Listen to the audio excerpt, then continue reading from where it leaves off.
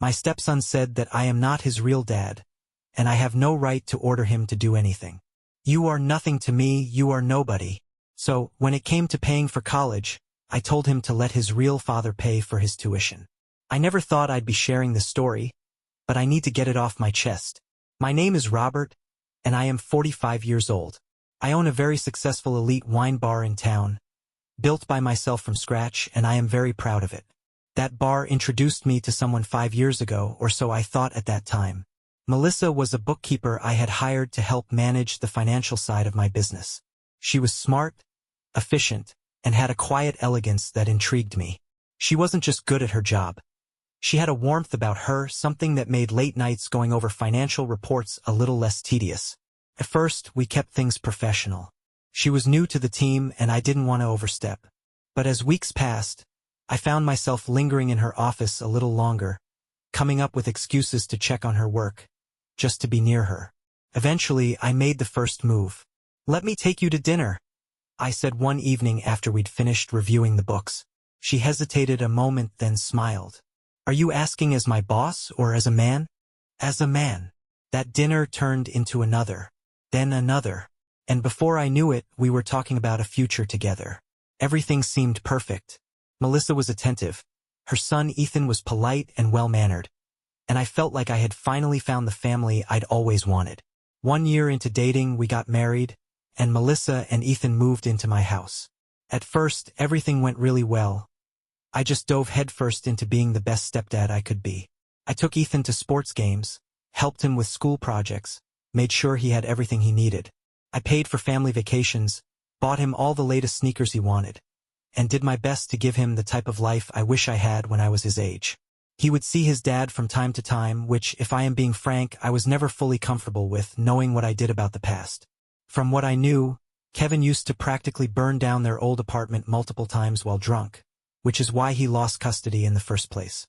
But Melissa had insisted it was important for Ethan to maintain that connection, and that his father had gotten sober. "He's still his father," she'd say whenever I voiced my concerns. "Ethan needs to know his dad still cares about him." The one time I saw Kevin at a school event, he didn't appear sober to me. There was something about the way he swayed slightly while standing still, the way his eyes couldn't quite focus. But I kept my mouth shut. After all, who was I to interfere? I was just the stepfather, right? God, if only I had known then what I know now. If only I knew then my wish to be the perfect stepfather may have blinded me from what was really going on. But hindsight is 20/20, right? And the real trouble hadn't even begun. Not even close. Before I knew it, time flew, and it was Ethan's 18th birthday. Both his birthday and graduation were looming, and that had him walking around the house like a nervous wreck. He would always say, "What if something goes wrong? What if people don't come? What if this isn't perfect?" One evening, finding him overthinking, I put my reassuring hand on his shoulder. "Hey, everything's cool," I said to him. "As a matter of fact, I've got a brilliant idea. Why don't we hold your party at the bar? We can reserve the best section in the house." Instantly, his eyes lit up. I knew my wine bar had become a hotspot in town, and Ethan had been dying to show it off to his friends. "Really?" he said, already reaching for his phone. "Oh my God. My Instagram is going to be insane. Everyone at school is going to be so jealous." I flung myself into preparations. I wanted everything to just be so perfect for him. I even took him shopping for a designer suede sleek black number which made him look like a junior businessman. He looked every inch like a young professional in the suit. I nodded to indicate my approval.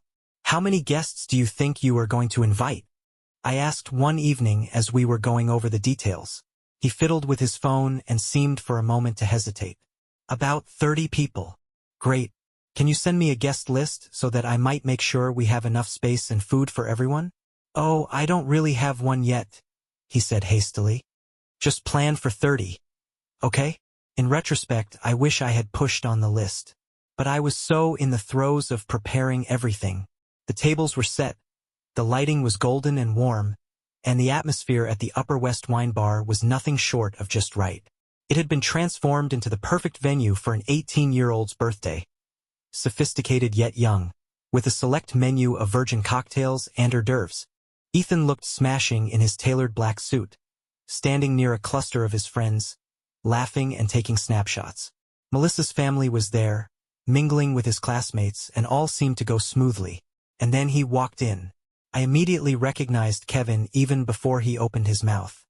He swayed slightly with each step, uneven, with eyes that were glassy. He was drunk. "I'm here to wish my son a happy birthday," he declared loudly, drawing attention from the guests. I was sitting next to Ethan when his father stumbled toward our table, his gaze landing on me with pure contempt. "Get up," he slurred, waving his hand dismissively. "That's my seat. I'm his real father, not you." I kept my voice calm and measured. "There is ample seating with the other guests at the next table. Why don't you join them?" "No." This time his voice was sharp, almost growling. "This is my place. You need to leave my place. Who do you think you are?" I looked to Melissa to intervene, to do something, anything to diffuse the situation. But she sat there, her face pale, staring down at her hands as if they held the answers to all her problems. I took a deep breath and steeled myself. This was Ethan's night. I was not about to let it get completely ruined when I could prevent it. "Let me be crystal clear," I said, my eyes deadlocked into Kevin's. "You have two options: to have a seat at the next table with the other guests or to have security escort you out." His face contorted with anger. "Oh, listen to you, Mr. Moneybags, throwing his weight around," he spat, swaying slightly as he leaned on the edge of the table for balance. "You think you can buy everything, don't you? Buy my son, buy my family's love." Other patrons were starting to stare. I could see some of my regulars at tables nearby feigning indifference yet clearly hanging on every word. My staff hovered near the edges of the room, awaiting my cue. "You just waltz in here with your fancy bar, your big house," Kevin spat on, the pitch of his voice rising with every sentence. "Think you can replace me just because you've got money? Well, guess what, you can't buy family." With that, before anyone could react, he reached out and pitched a plate of charcuterie onto the floor. The crashing of glass hit the sudden, dead silence of the bar. And then another, and another. Fine cheeses and cured meats splattered across the expensive marble flooring. A bottle of imported sparkling water tipped over, spilling across the polished wood of the bar. I caught my security team's eye and gave a subtle nod. They moved in smoothly, professionally, just as they'd been trained. "Sir, it's time for you to leave," the head of security said firmly, taking Kevin's arm. I watched them walk him out, his drunken protests sliding into slurred, incoherent screams that bounced off the hall until the front door swung shut behind him. Silence. Then, gradually, the murmur of the guests picked up again. I rose and donned the brightest owner's smile. "Really sorry about this, ladies and gentlemen. Please let the evening go on. Drinks are on the house." It didn't ruffle the feathers of the regulars, who were used to it. After a few minutes, they went back to their conversations. But at our tables, Ethan's friends and family sat there. The whispers were constant. I could see them shooting glances at Ethan, at Melissa, at me. The story would be all over social media by morning. Ethan sat, ramrod straight, moving the food on his plate around. The sleek suit that had made him look so grown-up earlier now seemed to swallow him, making him small and vulnerable. The Instagram-perfect party he had dreamed of had quickly turned into a nightmare. After about an hour, he grumbled, "I have a headache. Can we go home?" The party was soon over after that. People made polite excuses, but I could hear them whispering as they left. "Poor Ethan. Did you see his dad? Can you believe what happened?" The minute we were inside the house, Ethan went straight to his room. I followed the girls upstairs and then went in his room to talk with him, to say something. The next morning, the morning after the disastrous birthday party, Ethan came down to breakfast with circles under his eyes. He took his chair, his eyes looking down into his lap. "How are you feeling, buddy?" I asked softly. "Fine," he grumbled to his cereal bowl. And that was that. One word. The days to follow were like living in some sort of ghost house. Ethan, energetic and chatty, became practically a stranger. Every time I entered some room where he was talking to Melissa, he'd shut down, like someone had hit a mute button. One evening, when Ethan had gone to bed, I tried bringing it up with Melissa. "Don't you think we should do something? Maybe get him to talk to someone?" She waved a hand dismissively. He's fine. He's just processing what happened. Give him space. But it wasn't fine. None of this was fine. Despite the tension in our household, we all attended Ethan's graduation ceremony. Melissa and I sat in the audience, and I clapped until my hands hurt when they called his name. He looked great in his cap and gown, and for a moment it seemed to me as he glanced our way and smiled maybe things were finally getting better. Of course, we held a party later in the house. I knew I needed all of his favorites, their truffle fries, steak sliders, the little crab cakes he would constantly be swiping from the back of the kitchen in the bar, even the outrageous 3-tiered chocolate cake that really should have taken at least a week to get correct. His classmates came over, and for a while, the house was filled with laughter and excited chatter about college plans and summer vacations. For a few hours, everything felt almost normal again. Ethan was smiling, talking, looking like his old self. I started to relax, thinking maybe we had turned a corner. Then his phone rang. Ethan went out into the hall to answer it, and when he came back a few minutes later, there was something different in his face. A quiet resolve. He came to me directly for the first time in days with any degree of willingness. "My dad's coming over," he said. "He wants to congratulate me on graduating." My stomach dropped. "Absolutely not," I said without a second's hesitation, the fresh memories of his birthday disaster still fresh. "Ethan, think about what happened at your birthday. He showed up drunk, caused a scene, destroyed property. That was your fault." Ethan cut me off, his voice rising. "None of that would have happened if you had just moved and let him sit down. He's my real dad. You should have just stepped aside." I stood there, feeling like I had just been punched in the gut. All this time, after days of silence, this is what he had been thinking? That I was the one to blame? I turned desperately to Melissa, hoping for once she would say something, just step up and be the mother Ethan needed. "Melissa, please," I said. "Tell him how inappropriate his father's behavior was at the birthday party." But she sat there, looking at her hands as if they held the secrets to the universe. The same silence. The same cowardice I had witnessed at the wine bar that night. Something inside me snapped. 5 years of being the perfect stepfather. 5 years of treading on eggshells. 5 years of making excuses for everyone else's behavior. 5 years of swallowing frustration. And it all came pouring out. "Listen to me, Ethan," I said, clear but firm. "That was my wine bar. I set that whole party up for you. I got you that damn designer suit you wanted. I did absolutely everything to make that night. And your dad? He arrived drunk, publicly shamed you, and now has property damages. He did not even get you a present, Ethan. What he did was bring chaos and embarrassment." In an instant, Ethan's face turned from angry to furious. Ethan's face went from angry to absolutely furious in an instant. "Oh my God, here we go again," he shouted, throwing his hands up. "It's all about the money with you, isn't it?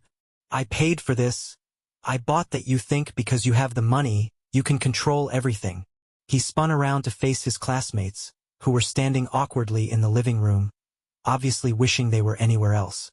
"My real dad will be here soon," he said with a bitter laugh. "It'll be nice to finally have a normal person here instead of this."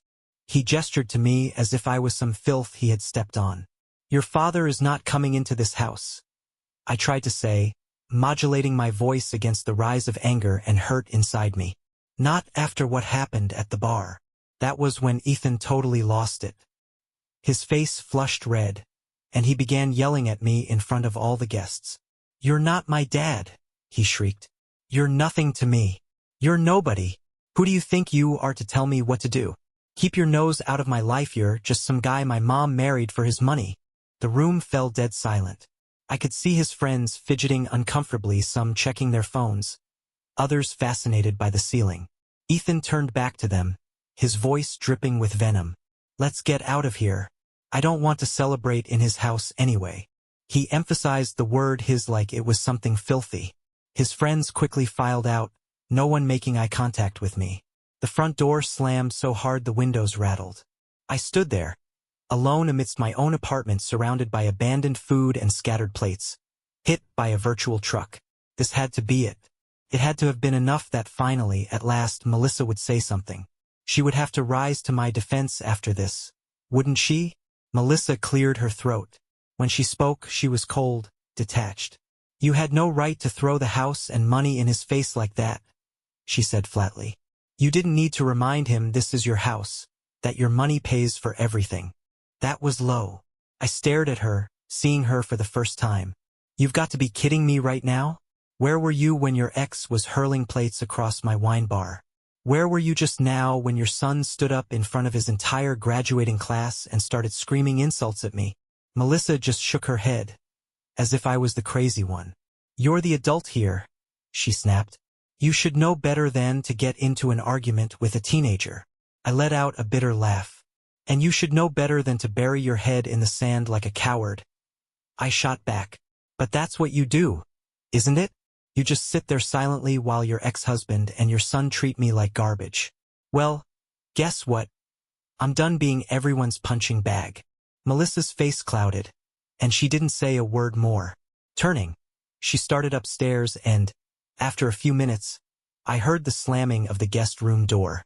The next morning, the breakfast felt like a funeral. Melissa sat across from me, sliding scrambled eggs listlessly around her plate, while carefully avoiding eye contact. I was just getting ready to rise and leave the table when Ethan lurched into the kitchen still dressed in last night's graduation party attire.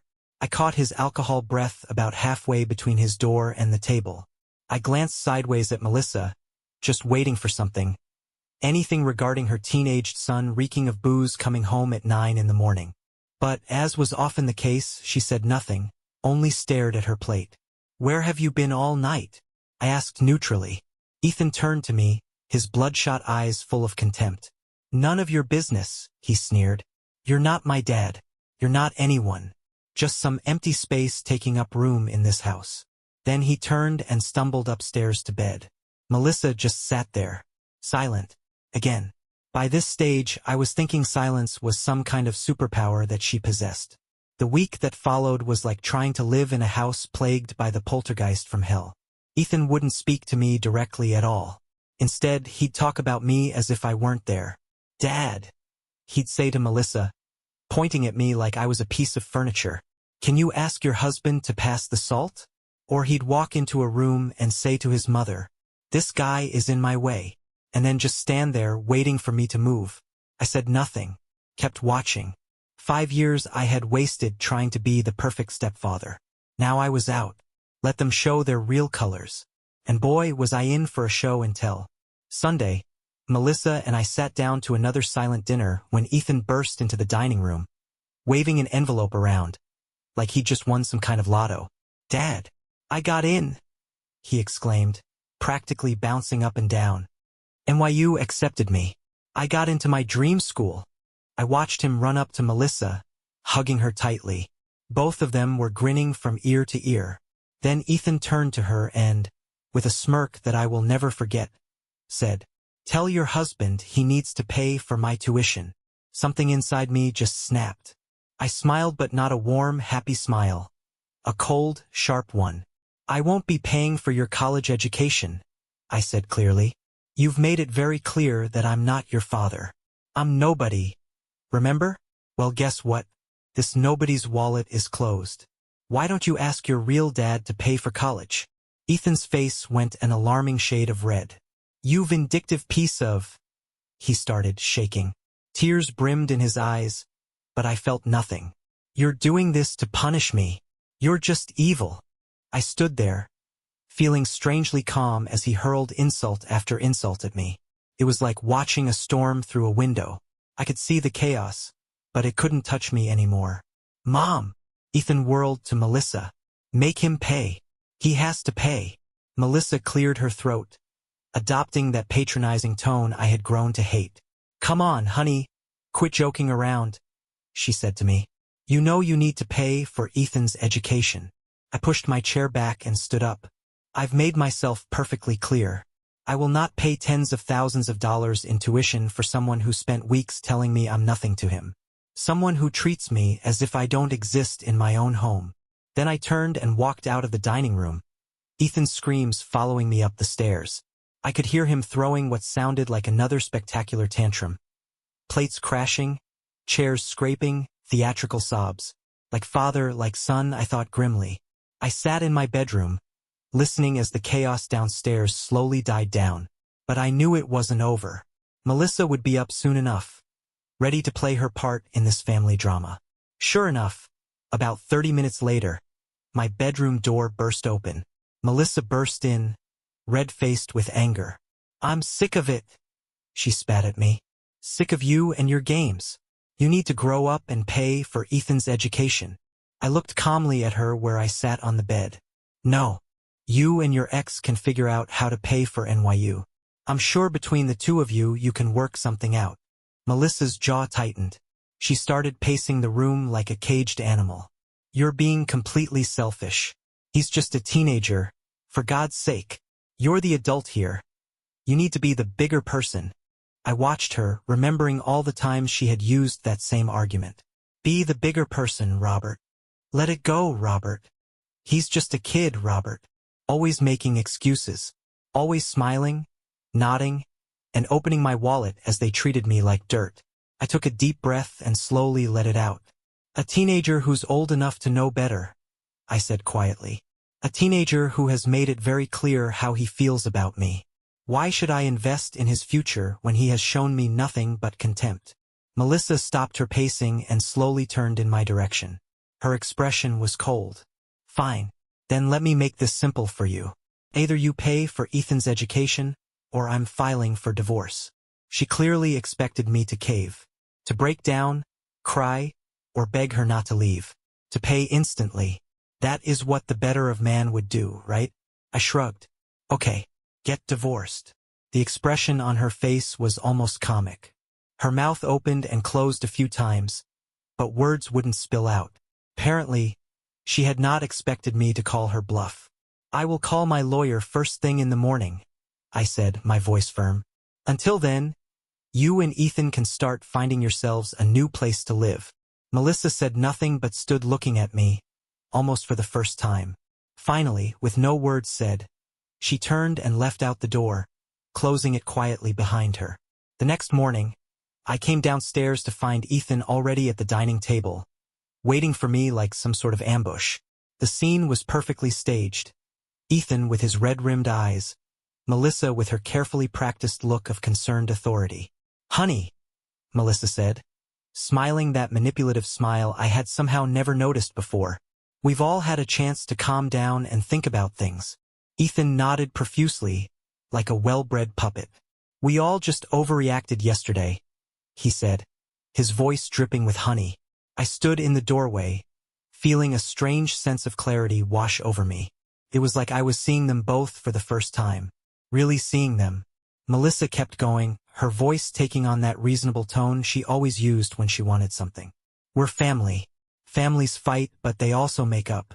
And since you were the one who escalated things with this whole college situation, it would mean a lot if you took the first step toward reconciliation."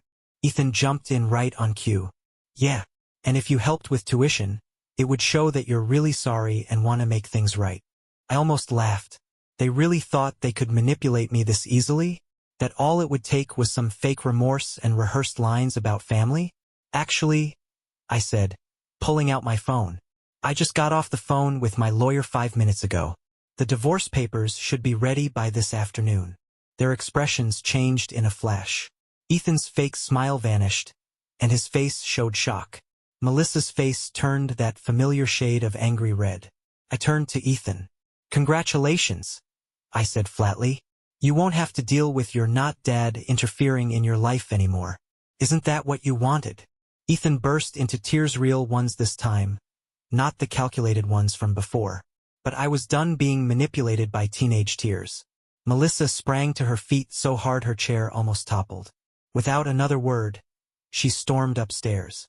Moments later, I could hear her yanking drawers open, slamming closet doors. They packed in dead silence. No more abusive speeches. No more insincere apologies. Just the sound of suitcases being filled and doors being slammed. I thought it was finally over. I was wrong. The messages started that same night. First from Melissa. "We all said things we regret. Let's talk about this like adults." Then from Ethan. "I am so sorry if I hurt your feelings. But you are really being totally unfair about college. When I said nothing, they got meaner. You are being obstructive and destroying this family. I hope you enjoy being all alone with your money. You'll be sorry later when you are old and alone with nobody. I said nothing. The divorce was quick since I had made sure there was a prenup. Naturally, Melissa tried to fight it, but my lawyer took care of it quickly. She got nothing. Not a penny of my wine bar's profits. Not a dime of my savings. I still hear things about them sometimes through mutual friends. They're living in a small apartment across town. Ethan couldn't afford NYU and is now working at a mall somewhere. Melissa is struggling to restart her accounting career, but it's not going well. I have since then redecorated the house, gotten rid of all the furniture that reminded me of them. The place feels bigger these days, lighter somehow, or maybe that's just me. Finally free of the weight of trying to buy love from people who were only ever interested in selling.